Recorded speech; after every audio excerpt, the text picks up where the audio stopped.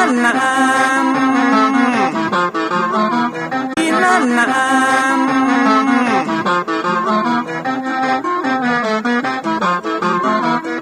เหมือนไม้สลีอันมีไม้กำเหมือนเสืออยู่ทำมาดงดอยคุณเขาสุขของมนุษย์ยิ่งใจหมู่เฮาสุขที่ได้เอาธรรมะห่มตุ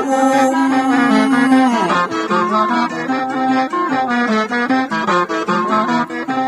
ใจคนใดมีธรรมห่อหุ้มใจคนนั้นจุมใจบ้านมันอยู่วิมานเวียงวังจันแก้วบ่มีในเต้าแล้วน้อง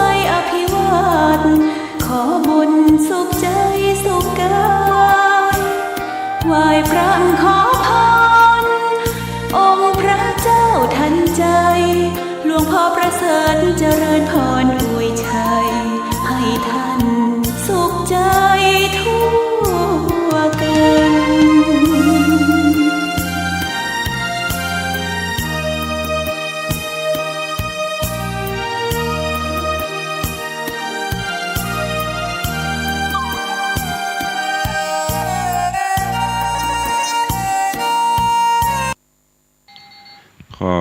ยกมือ10 นิ้วกราบนอบน้อมอย่างพระติรัตนเกลียวเจ้าตั้ง3 ประการอันหมายมีพระพุทธพระธรรมพระสงฆ์อันเป็นสรณะที่เปิ่งที่เคารพนับถืออันสูงสุดในชีวิตกราบคารวะแห่งชาติและสังคมคลื่นเพื่อการศึกษาพระพุทธศาสนาและวัฒนธรรมตลอดจนวิทยุคลื่นสีขาวเพื่อเจ้าประชาส่งสัญญาณออกอากาศที่วัดฝ่ายหินตำบลสุเทพอำเภอเมืองจังหวัดเชียงใหม่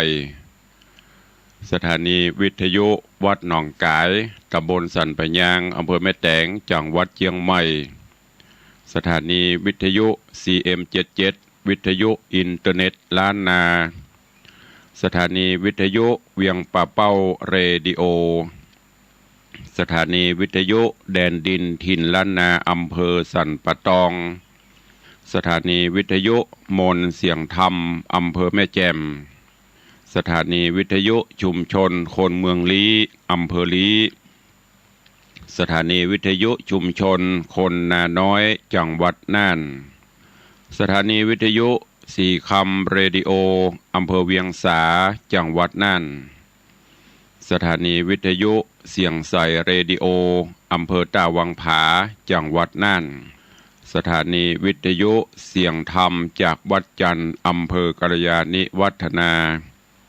ตลอดจนสถานีวิทยุชุมชนเสียงตามสายหอกระจายข่าวพร้อมกับเจริญสุขเจริญปอนญาติโยมที่ติดตามตั้งสถานีวิทยุวัดห้วยตองซักอำเภอจอมตองจังหวัดเชียงใหม่ทุกสถานี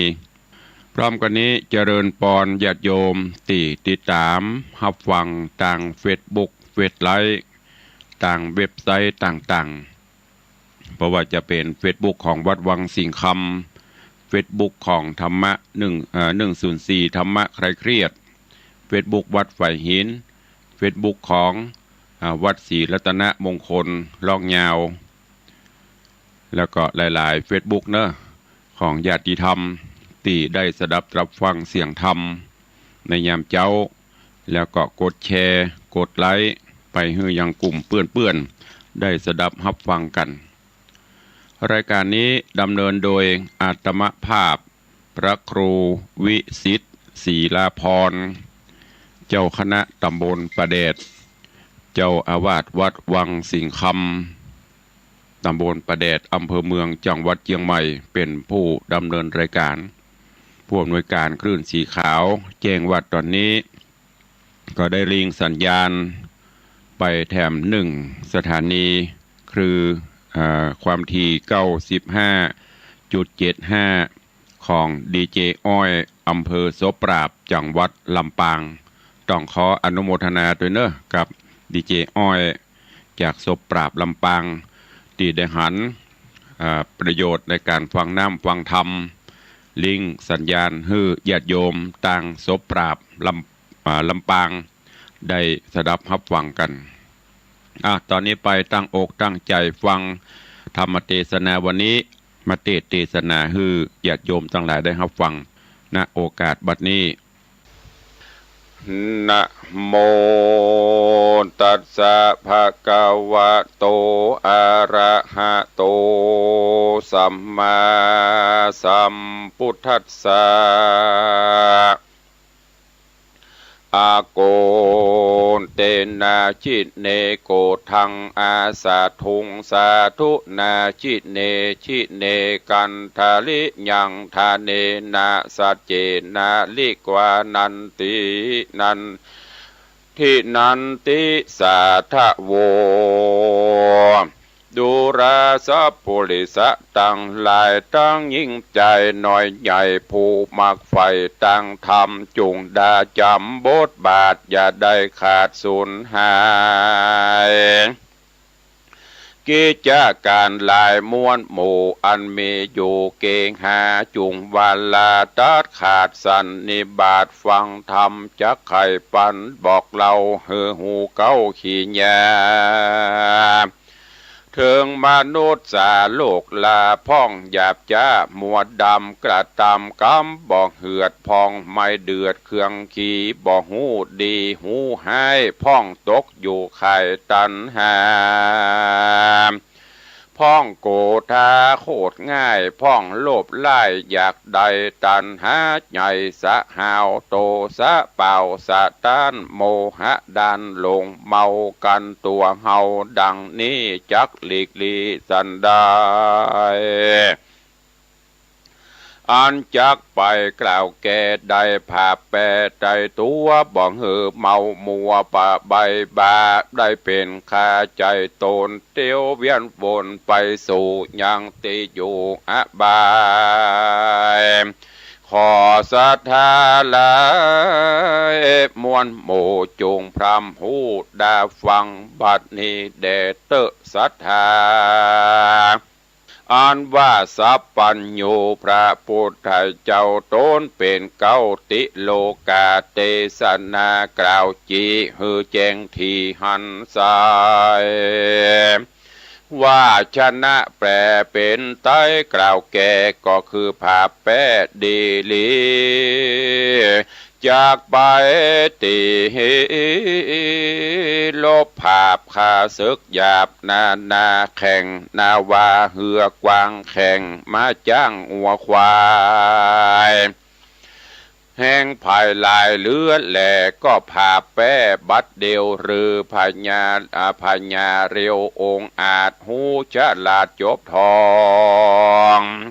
ก็สมใจป้องภาพใดแป้เสียงไข้ดีลีพระบุญมีตนวิเศษจี้แจ้งเจตหันสา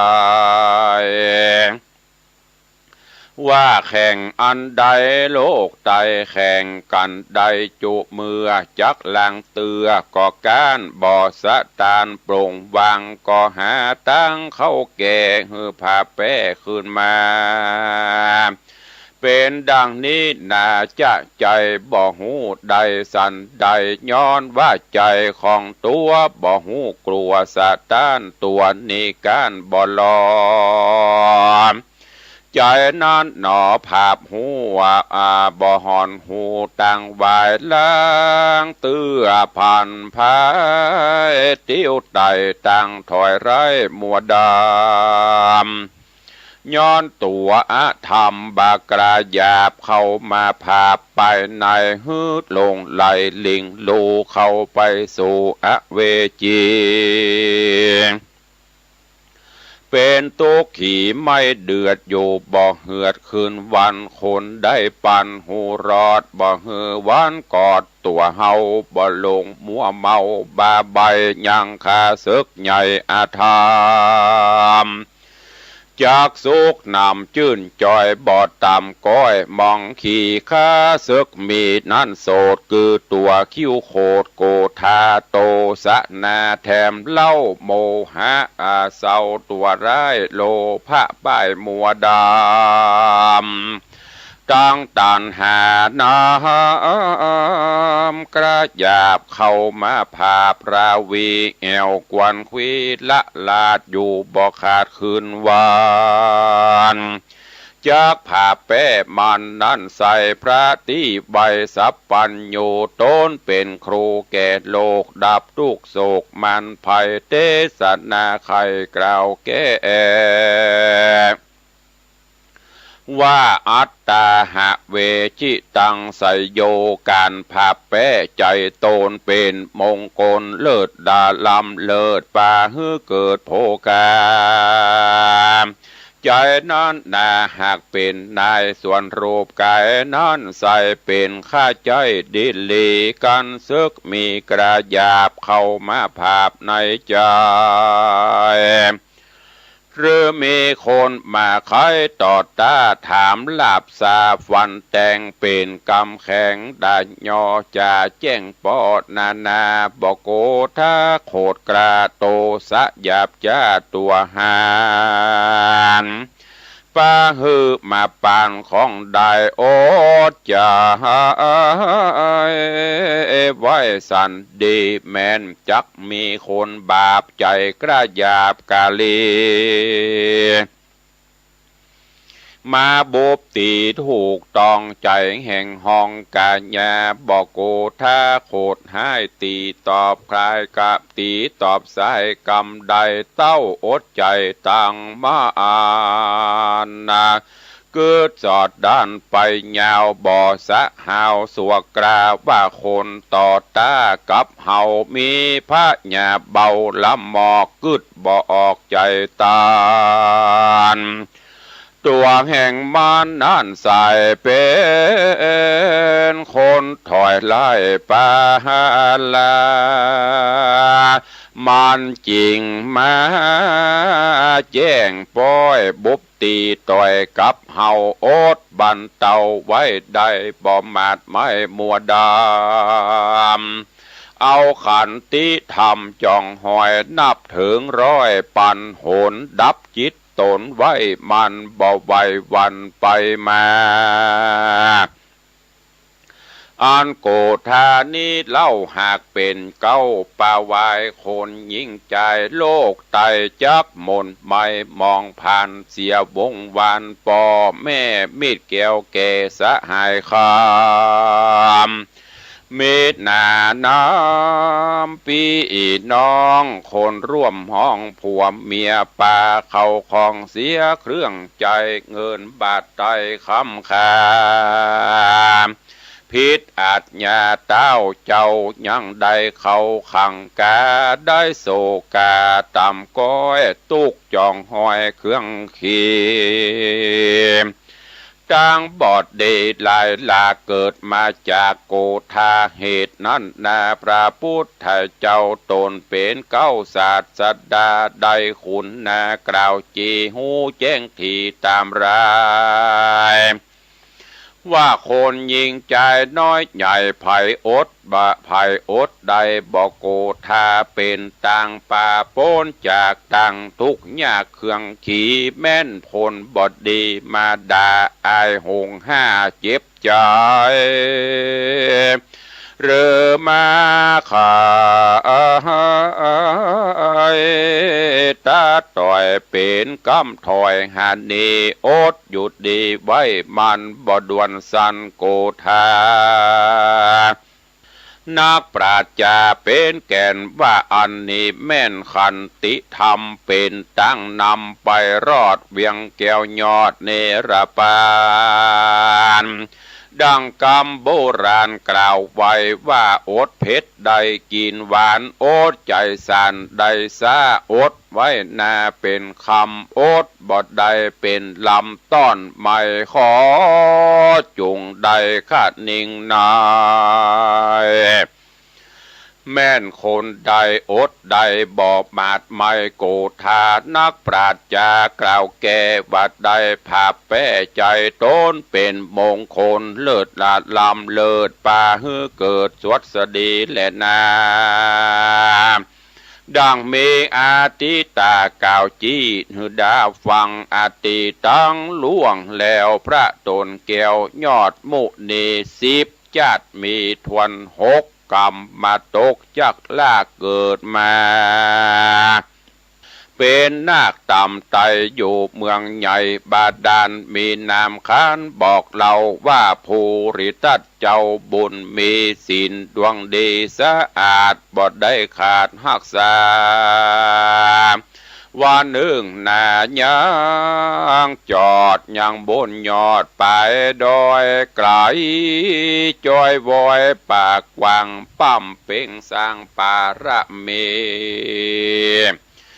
หวังได้สู้ขี่ไปนากลำตัวกล้ามาไขว้ก็มีพรานใหญ่หมองูเป็นศัตรูตัวหายเตียวต้องพายเล็งหานเรือพายผ่านเข้าไกลยับเอาใส่กังการีบนำปลาบ่อจะลัดข้ามป่าดงดอนสู่นกรเวียงกวางมีจื่ออ่างว่าปาราณสีส่วนเจ้าบุญมีนอนเล่าห้อนไม่เอาเครื่องกาย้อนเข่าเขขาข้ามขาตีนย่ำนาและลังเป็นทุกขังบอดน้อยน้ำตาย้อยลำลายเจ้าโอดใจมักอาโสดบอกคิวโคดมาบ่ฮือคิวโคดมาปานกันโกทหารไม่เดือดมาบังเกิดในใจเท่าจังไหลใบบอดจากถูกกูตอดเป็นผีบอดดาบอเป็นดีสักหยาดศีลสะอาดดวงใสเตียงขาดไปด่างพร้อยได้ตำก้อยเครื่องกาเหตุนั้นนาตัวเฮากวนบันเตาโอดไว้บอกโคดไม่เครื่องขี่แม่นเขาจักตีหรือฟาดดาจักขาดใจตาย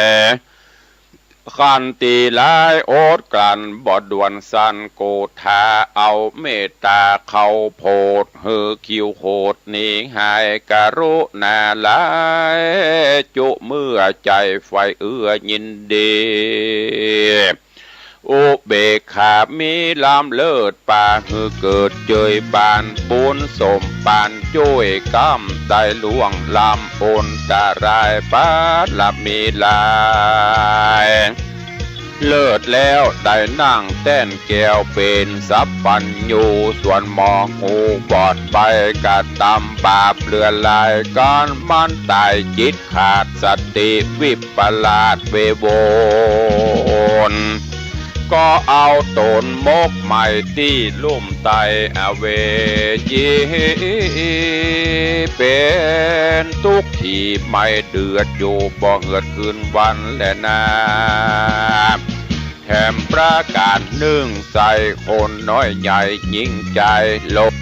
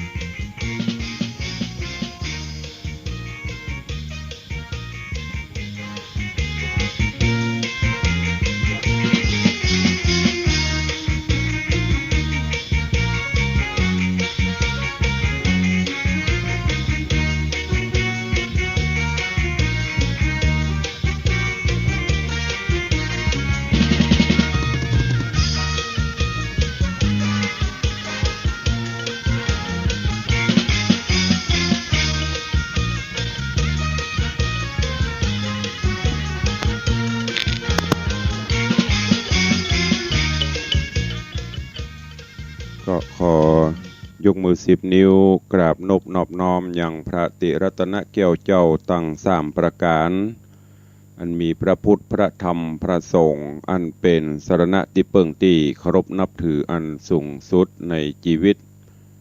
ขอกราบคารวะแตบไตรไวสาครูบาอาจารย์ท่านเจ้าภิกขุสงฆ์สามเณรจุตนจุองค์ด้วยความเคารพเจริญสุขเจริญปอนพอออกไม่ออกศรัทธานาบุญพุทธศาสนิกชนตินจองของวัดทุกท่านก็วันนี้ต้องขอประทานอภัยขัดข้องต่างเทคนิค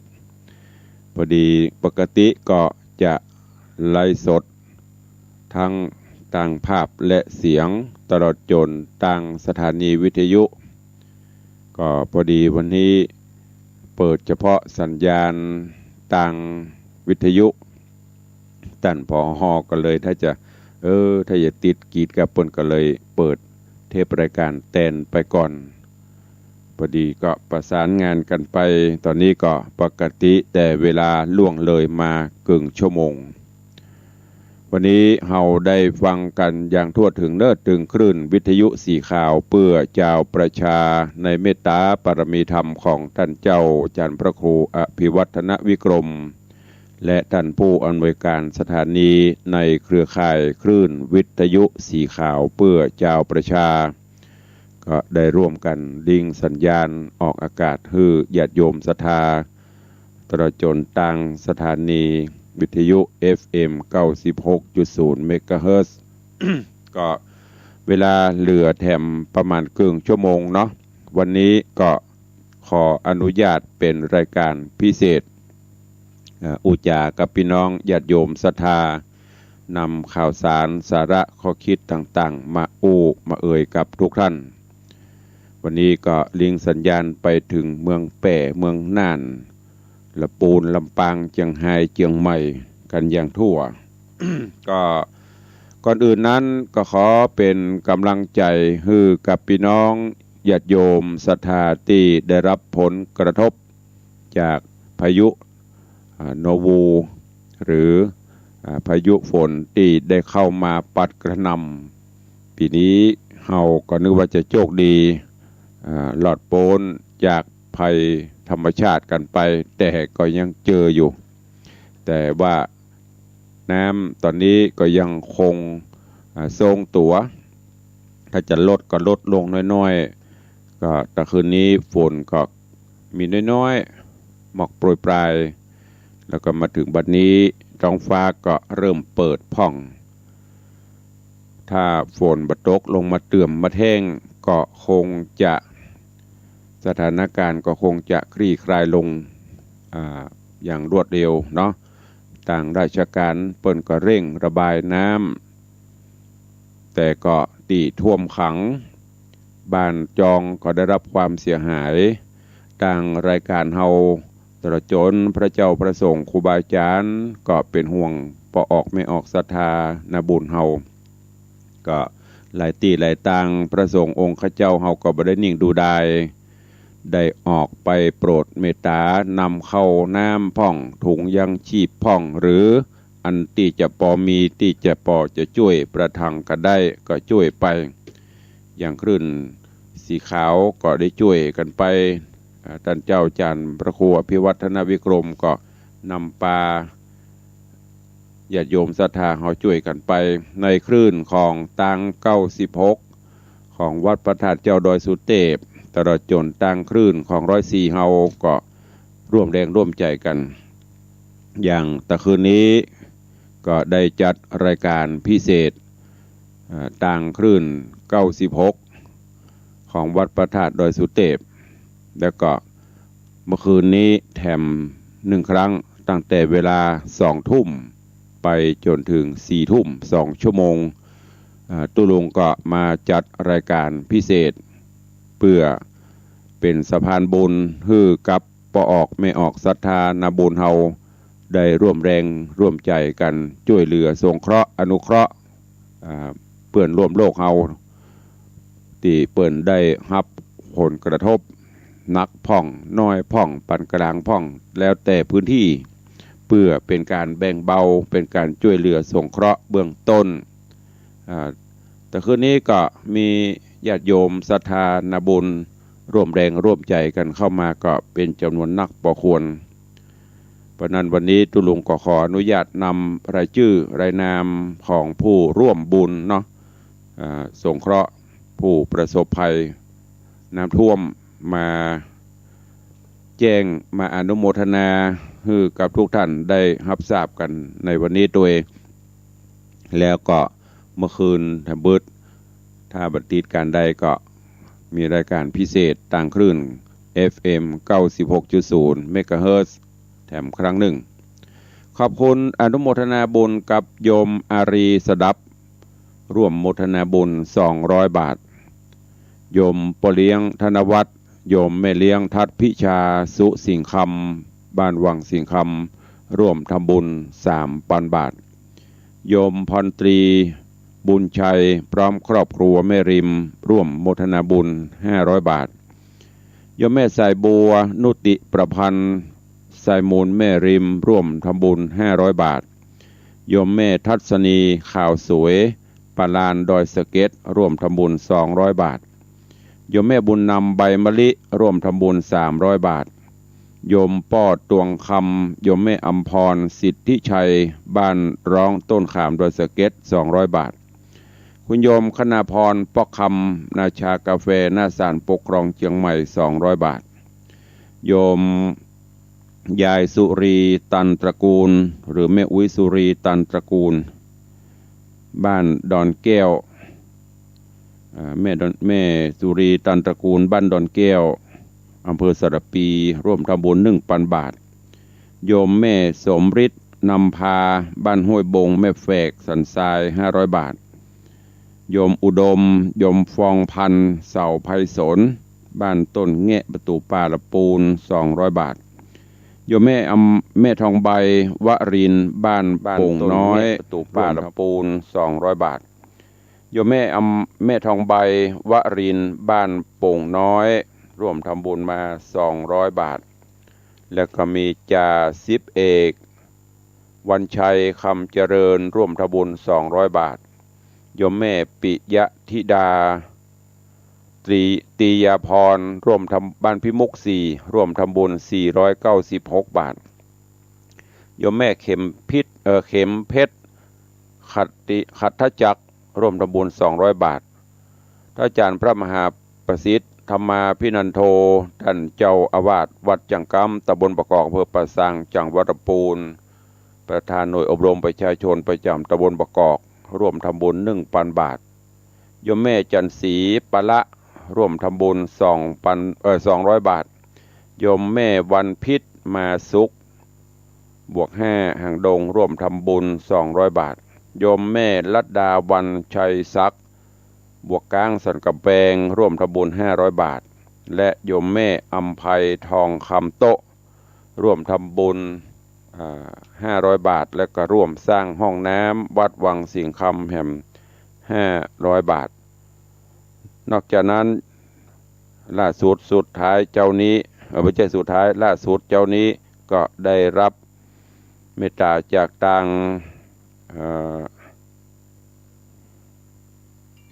คุณโยมมัทนาอัมพันธ์พร้อมด้วยครอบครัวร่วมทำบุญ500 บาทสาธุอนุโมทนาบุญตัววันนี้ก็อย่างที่ตรุงได้บอกเนาะเวลาเฮาเหลือน้อยก็เลยแจ้งข่าวสารก็รวดบอกบุญกับพี่น้องต่างคลื่นสีข่าวเฮาก็ดีคลื่นวัดไฟหินคลื่น96และหลายๆคลื่นหากท่านใดมีเจตนาที่จะร่วมซับน้ำตาผู้ประสบภัยก็สามารถร่วมบริจาคได้เนอะตามกุศลและจิตเจตนาศรัทธาเพื่อที่จะได้นำไปทำเป็นข้าวกล่องอาหารที่จะนำไปแจกไปจ่ายสงเคราะห์เบื้องต้นถ้ามันได้นักหนาก็อาจจะซื้อเป็นเครื่องอุปโภคบริโภคเป็นปลากระป๋องมาม่าน้ำดื่มไปแจกให้เปิ่นเพราะหลายหลังคาเกือบจะทั่วก็ว่าได้โดยเฉพาะในหลายอำเภอที่ได้รับผลกระทบโดยทั่วกันดังนั้นก็ทางรายการเฮาทั้งคลื่นสีขาวเฮาก็ดีทั้งคลื่นวัดไฟหินคลื่น96เนอะก็บอกบุญกันไปแล้วแต่จิตเจตนาศรัทธาหนักน้อยก็บ่ว่ากันเพื่อที่จะได้สงเคราะห์อนุเคราะห์กันเบื้องต้นก็ตามปกติหันภาพหันข่าวก็คงจะระบมกันไปทั่วประเทศอีกแล้วเนาะทั่วประเทศตั้งแต่เหนือจะลดใต้หนักต่างอีสานก็เป็นดีอินดูเปิ้นเกือบจะมิดหลังคาชั้น2ก็มีตั้งเชียงใหม่เขานี่ก็หลายพื้นที่อย่างถ้าพื้นที่ตำบลประแดดที่ได้รับผลกระทบก็ตั้งปะเปานอกหมู่2ตั้งเกาะกลางหมู่8แล้วก็นอกนั้นก็ได้รับผลกระทบไปตามสภาวะพื้นที่บางท่านก็จมบางท่านก็มอกปอเนาะก็ฝากไว้เนอะกับอีพ่ออีแม่ที่ได้สดับรับฟังรายการในเจ้าวันนี้ตัวเองก็ท่านผู้ใดจะร่วมฟังเพลงน้ำท่วมสักเพลงเนาะก็เดียวก็มามาจากกับตุลุงต่อวันนี้ขออนุญาตเนอะกับทุกรายการทุกสถานีทุกคลื่นเป็นรายการพิเศษเพราะเวลามันล่วงเลยก็เหลือเวลาแถมประมาณ20 กว่านาทีก็ขอเป็นรายการพิเศษได้เป็นสะพานบุญตัวก็ว่าได้บอกกล่าวเล่าขานให้พี่น้องแล้วก็ส่วนรับท่านที่จะร่วมโมทนาบุญท่านก็สามารถโทรเข้ามาร่วมกันได้เนอะ0817836540 สามารถส่งทันน้ำใจของท่านเข้ามาได้ฟังเพลงน้ำท่วมกันสักเพลงกระเดียวมาปะตุ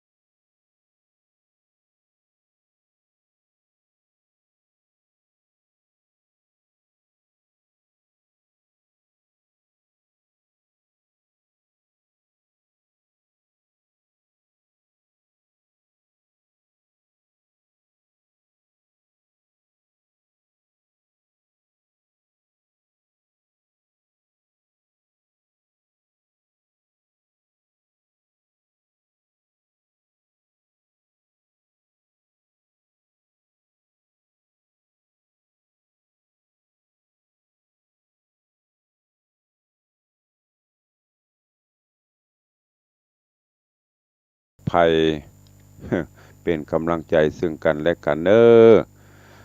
ฟังเพลงแล้วก็อินดูเปิ้นขึ้นมาแหมนักเนาะน้ำท่วมเนี่ยมันเหมือนกับมดเนื้อมดตัว แต่ก็ยังมดกำลังเพราะว่าทรัพย์สิ่งของถ้าเก็บตันก็ดีไปเก็บบัตันก็จมบาดาลหรือบางเตือเก็บไว้แล้วแต่น้ำมันขึ้น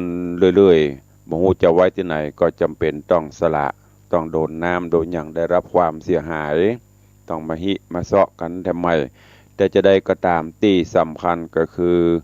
ชีวิตเฮาต้องป้องกันให้ปลอดภัยไว้ก่อนทรัพย์สิ่งของนั้นเฮายังหากันได้อยู่ถ้ามี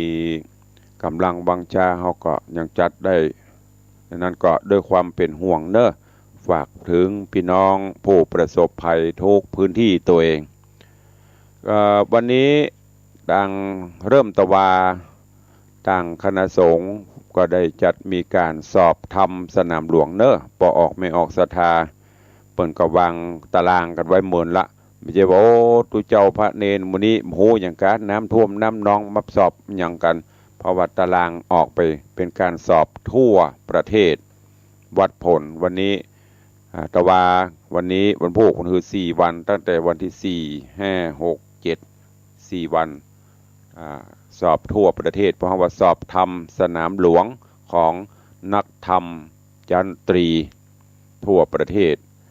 กับพี่น้องที่อยู่ใกล้สนามสอบใครมีจิตมีเจตนาใครไปถวายน้ำไปถวายเพลก็ไปได้อย่างทุกอำเภอเปิ้นก็มีสนามสอบอย่างในอำเภอเมืองเขานี้ก็มีสนามสอบอยู่3 สนามที่สนามสอบวัดเชตุพนตำบลวัดเกต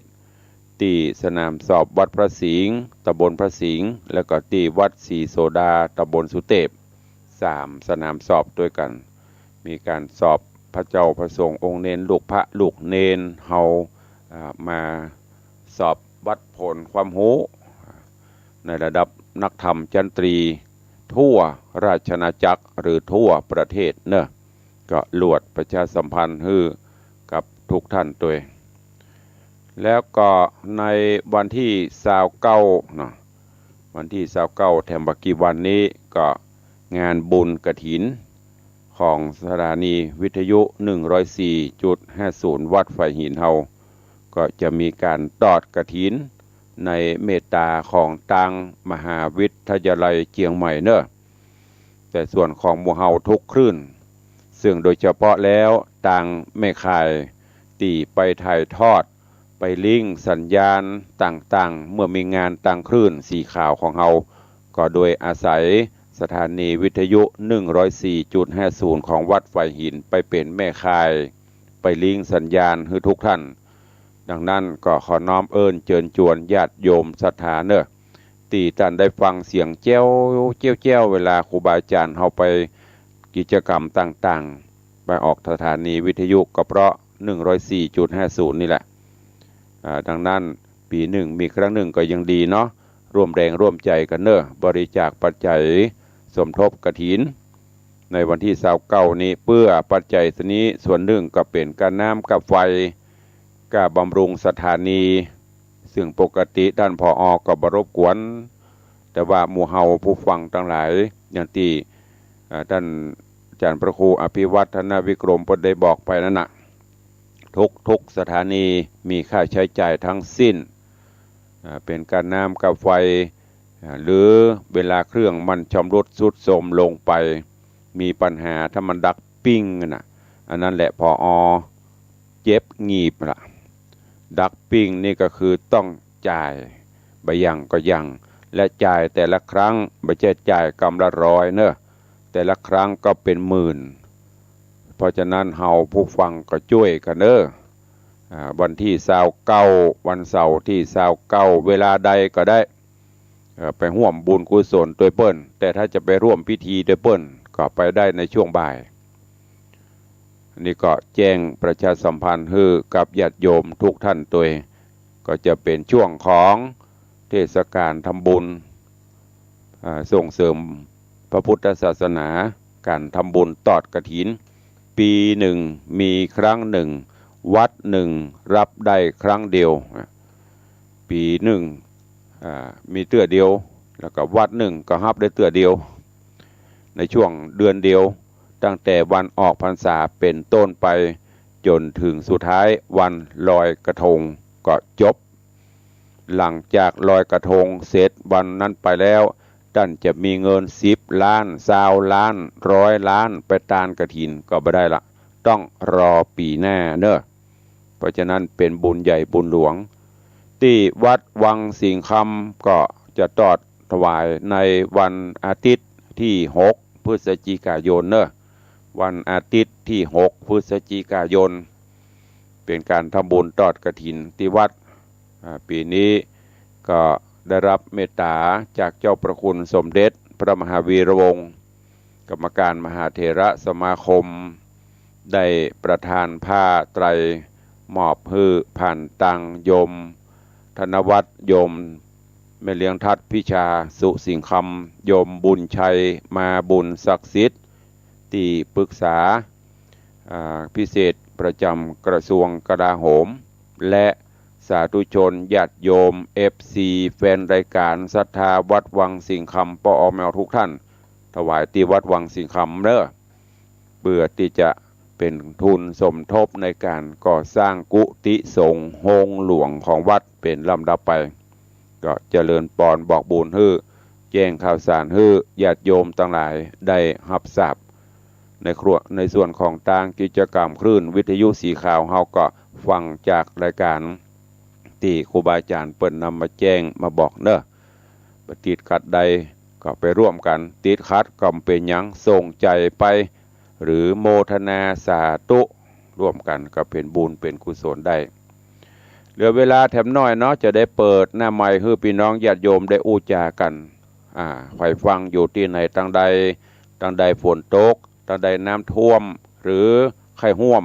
สะพานบุญสายทานบุญช่วยเหลือสงเคราะห์อนุเคราะห์ผู้ประสบภัยก็เข้ามาได้เนอะ0817836540สายแรกตะกี้มาเปิดเพลงน้ำท่วมปุ่นมาจากเมืองน่านปนานประเสริฐเพิ่นจะอวยพรตุเจ้าตุตนกุองค์ตั้งเมืองน่านก็ขอบคุณกับปนานด้วยเด้อสายต่อไปใครฟังอยู่ที่ไหนทางใดจะอู้จะเอ่ยจะจ๋ากับตุลุงเข้ามาได้เนอะสัญญาณเป็นจะได้พ่องฝนตกน้ำท่วมสัญญาณชัดเจนบ่ชัดเจนก็สามารถโทรเข้ามาแจ้งผลการรับฟังได้เนอะ0817836540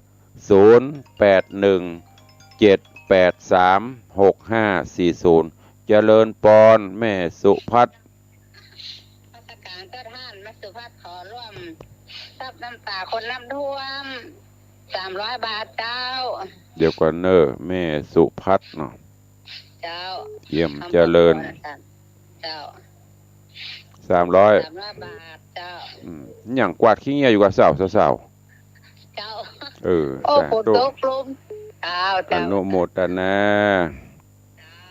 เจริญปอนโยมปอเลี้ยงธนวัฒน์สุสิงคำ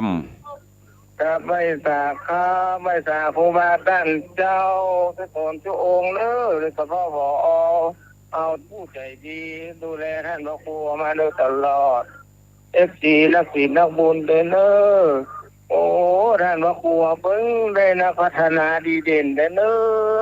จะพื้นกัดจัด2 ทุ่มจนแล้ว10 โมงเมื่อคืนบุญน่ะโอ้พระเจ้านี่รู้ว่าจะบอกได้ยินเสียงเลยเกือบไปได้ยินพระราชประเดชลุกมา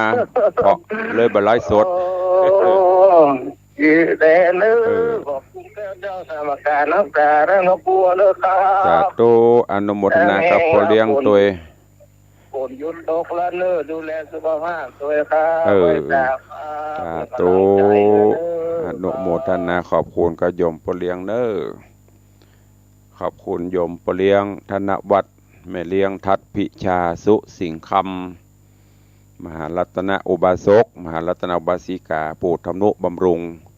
พระพุทธศาสนาบำรุงวัดวังสิงคำก็ตะคืนพ่อเลี้ยงบนกับฟังรายการพิเศษพ่อเลี้ยงก็ได้ บริจาคสมทบทรัพย์น้ำตาผู้ประสบภัยมาจำนวนเงิน 3,000 บาททวนขอบคุณอนุโมทนาบุญตัวเมื่อจากนั้นก็ยังได้ร่วมเป็นเจ้าภาพในการ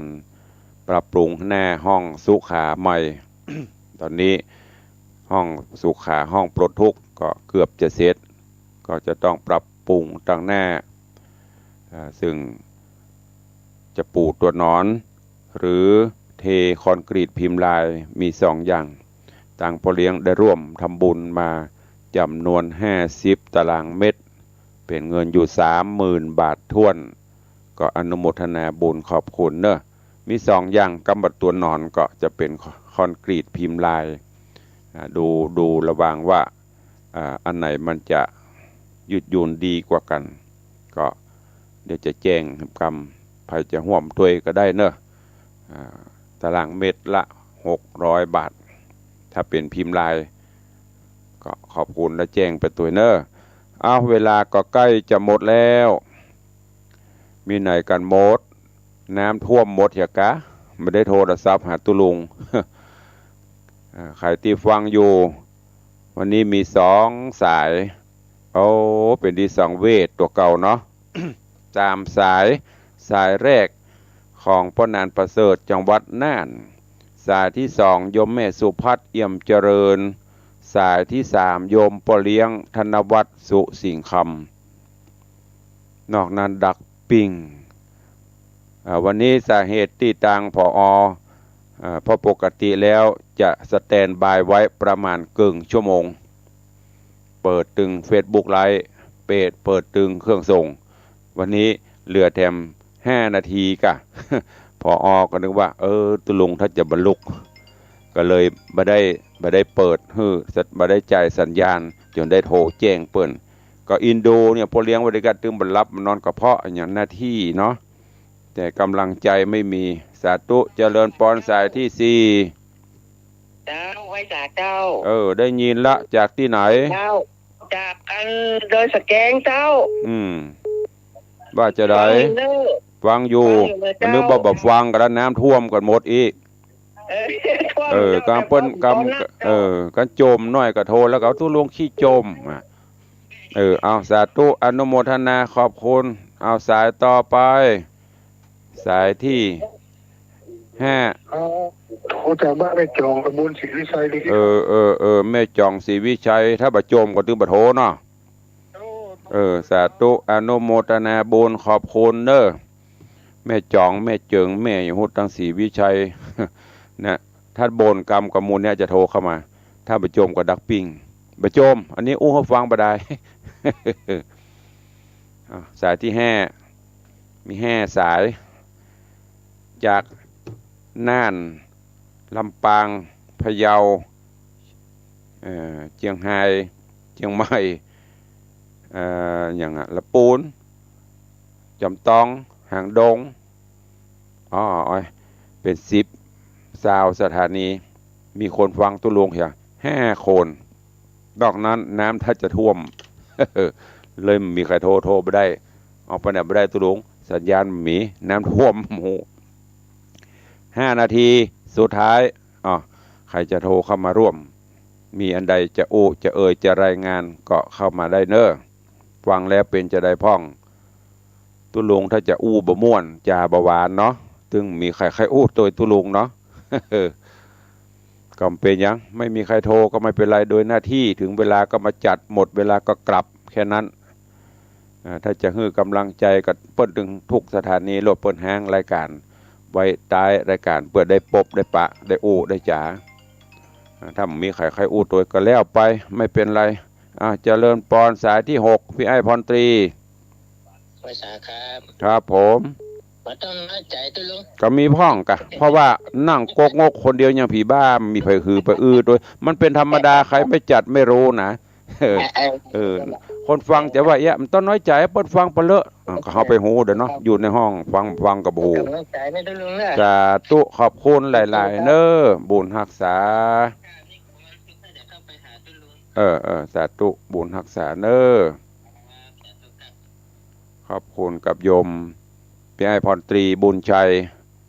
อยู่แม่ริมตะคืนเพิ่นก็ร่วมโมทนาบุญมา300 บาทเจริญปอนเจ้าท่านพระครูฟังอยู่เจ้าก็ฮัดโทรไอ้พ่องกะโทรไปจ้างกะโทรจ้างก็โทรพ่องกะโทรจมกันเวลาสถานีดักปิ้งบนโทรอ่ะวันนี้จมมาฟังอ่ะพ่องจมคืนเนี่ยพ่องเนาะวันนี้จมนักหน่อยสาธุเข้ามาแม่เรือนโมนว่าใดเจ้าห่วงทำบุญ200นะเจ้าทำบุญหยังถ้าน้ำท่วมเนี่ยได้ยินจมเนาะถ้าบ่จมก็บ่โทรเนาะถ้าจมก็โทรเข้ามาจะโทรเข้าบ่ได้ก็กลัวเนาะหอมไป200เนาะสาธุอนุโมทนาแม่เรือนมนปิยะจันทร์ได้ยินตุลุงจมก็เลยโทรเข้ามา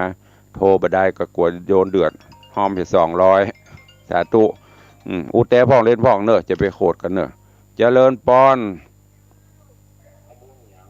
เจริญปอนแล้วจะโทรไหมหยังเพิ่นเจริญปอนกับปีตืดเนี่ยหมายความว่าใดโทรแล้วบ่อู้เนี่ยหมายความว่าจะด้อย เอาสายต่อไปเหลือเวลาแหม3 นาทีพอจะมีแหมกี่สายวันนี้จมด้วยพ่องจมพ่อง ถ้าไปจมไปได้มีใครโทร0817836540ใต้รายการใครจะอู้จะเอ่ยตัวก็เข้ามามีแล้วเนาะ7 สาย พอดีอริยทรัพย์7ก็วันนี้มีใครอู้แล้วเนาะเวลาก็เหลือแหม2 นาทีเดียวเพื่อตั้งสถานีเปิ้นมีข่าวที่จะแจ้งก็เจริญปอนนำรายการจากญาติโยมศรัทธาพระปุณไปก่อนเนาะปะกันใหม่เนอะวันต่อไปไม่ได้หัวถ้าบ่ใครรับก็จะลุกมาจัดให้ฟังถ้าใครรับอันดกถ้าเขาจมนะตอนปอละเวลาหมดละต้องโทรละจะไปแล้ว เอาอยู่ดีมีสุขเหมือนกันทุกท่านทุกคนขอบคุณท่านผู้อำนวยการทุกสถานีโดแล้วลงล่างบะฮับซักสายละพอแล้วหมดเวลาปล่อยมาดังขนาดโชคดีมีใจ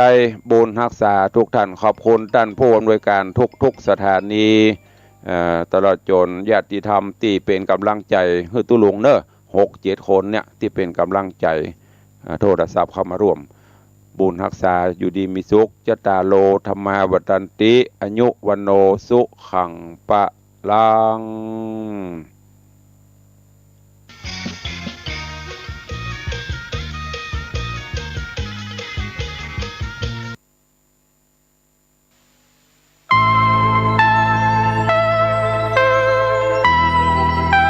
ขอเชิญร่วมทำบุญทอดกฐินและวางศิลาฤกษ์ศาลาการประเรียนณที่พัก